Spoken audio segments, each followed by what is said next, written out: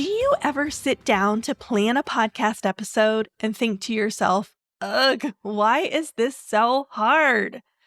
Your brain's either totally blank or it's a swirling mess of half-formed ideas, and nothing you come up with feels quite right. You want to provide value, create content that connects with your audience and supports your business, but without sounding like a pushy sales robot.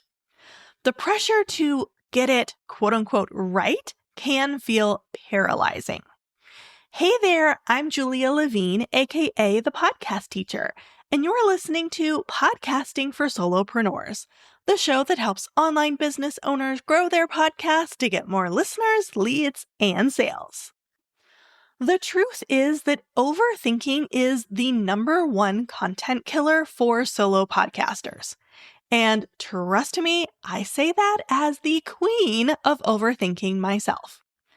We second guess ourselves into silence. And before you know it, you are not turning on the mic at all, and your message stays stuck in your head.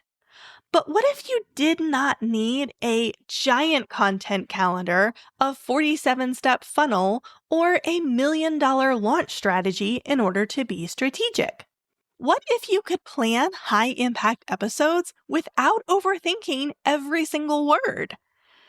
Today, you'll learn how to create podcast content that grows your audience and your business without burning out. Because let's be real, coming up with podcast content should not feel this hard. You're smart, you're creative, you care deeply about your audience. So why does content planning still feel like pulling teeth? It's not because you're lazy, distracted, or disorganized. It's because there's so much pressure to get it quote unquote right. You want to be strategic. You want to stay on brand. You want your episodes to lead to the next step. And somewhere along the way, it starts feeling like everything has to be perfect in order to be effective. But here's the thing. This is perfectionism. Perfectionism wears a lot of disguises. And one of the most convincing is strategy. We tell ourselves that we're just being intentional, when really we're stuck in analysis mode, trying to make sure that every episode checks 5,000 invisible boxes. I say we because I have been there. I still catch myself doing this because it's super sneaky. Being strategic is important. I say it all the time. But trying to think your way into the perfect plan doesn't work when your brain has decision fatigue. So if you've been second guessing every idea or staring at your outline wondering if it's good enough, let's pause and find a happy medium. Because you don't need more pressure, you need more clarity. Strategic doesn't mean complicated. You don't need that 6-month funnel, a 3-tier offer ladder, or a 62-step nurture sequence in order to be intentional with your podcast. Strategic simply means that you know why you're hitting record. It means choosing topics that help your audience with something they actually care about and gently moving them closer to what you offer. Your content should have a clear purpose, helping your ideal listener solve real problems, build trust with you, and understand how you can help them further. Sometimes that looks like a how-to episode. Sometimes it's a personal story. Sometimes it's a mindset shift they didn't even realize they needed until you said it. And guess what? That's all strategy. So instead of trying to do strategy, quote unquote, right, what if you asked yourself some simple reflective questions like, is this helpful? Is this aligned? Does this lead somewhere on purpose? Okay, so what does this process actually look like in action. One of my favorite ways to break out of content paralysis starts with a simple reframe. Instead of asking yourself, what should I talk about this week? Try asking, what does my listener need to hear today in order to feel seen, inspired, or equipped? That one question takes the pressure off of being clever, impressive, or ultra strategic, and it puts the focus back where it belongs, which is on your audience. You don't need a grand message or a complex outline. You just need one clear moment of value. That could be a mindset shift that you had on your walk this morning, a client win that sparked an idea, or teaching on a topic that keeps coming up over and over again. So next time you sit down to plan, don't chase the perfect idea. Start by asking, how can I serve today? That shift alone can change everything.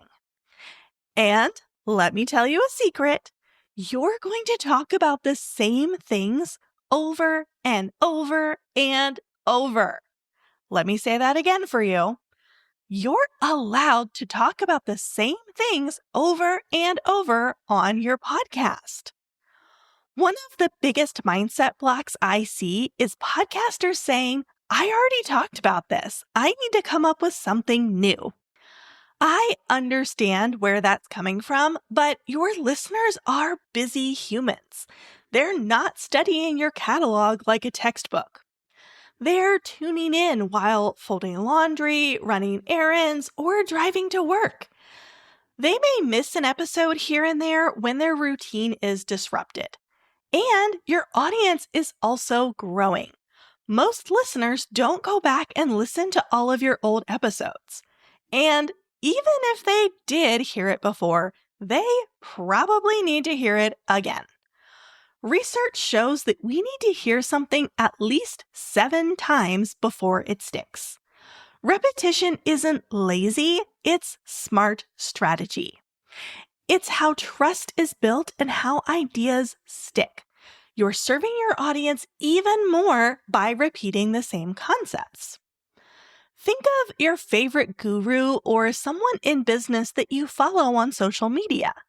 They repeat their core ideas all the time, but from new angles, with updated examples, new metaphors, or they do it in slightly different language. And every time it hits a little different or lands a little deeper.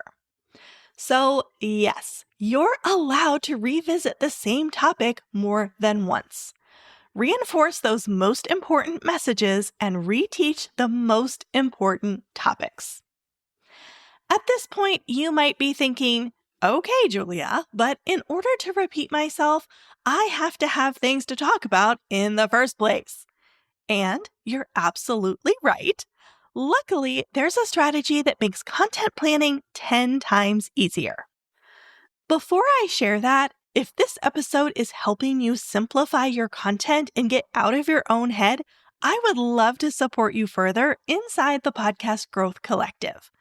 That's where you'll get lessons, templates, and feedback to plan strategic episodes without spinning in circles. Just head to thepodcastteacher.com/collective to check it out. Okay, so one strategy that makes your episode planning 10 times easier is using content pillars.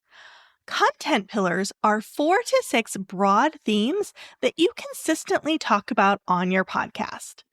They represent the biggest subtopics under your big overarching topic, and they should align with both your audience's interests and your business goals.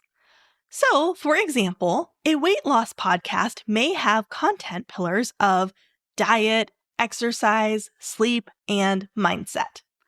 For a business podcast, the content pillars might be lead generation, messaging, visibility, and launch strategy. I tend to pick 4 because most months have 4 weeks, and then you can just rotate through 1 per week. But some people find that too narrowing, so do what works for you. You just don't want to have too many topics.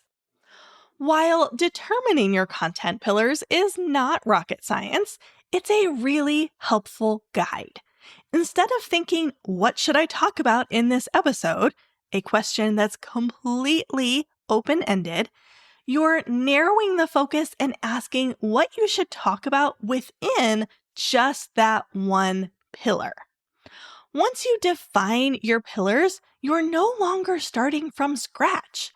You're rotating through content buckets with clarity and intention, and you're not likely to get distracted by potential topics that are outside your scope. And it's totally okay if episodes overlap on more than one pillar. That's actually a good thing. It means that your message is cohesive, human, and applicable to real life because these topics don't exist in a vacuum. Content pillars simplify planning, clarify your brand, and make content creation a whole lot easier.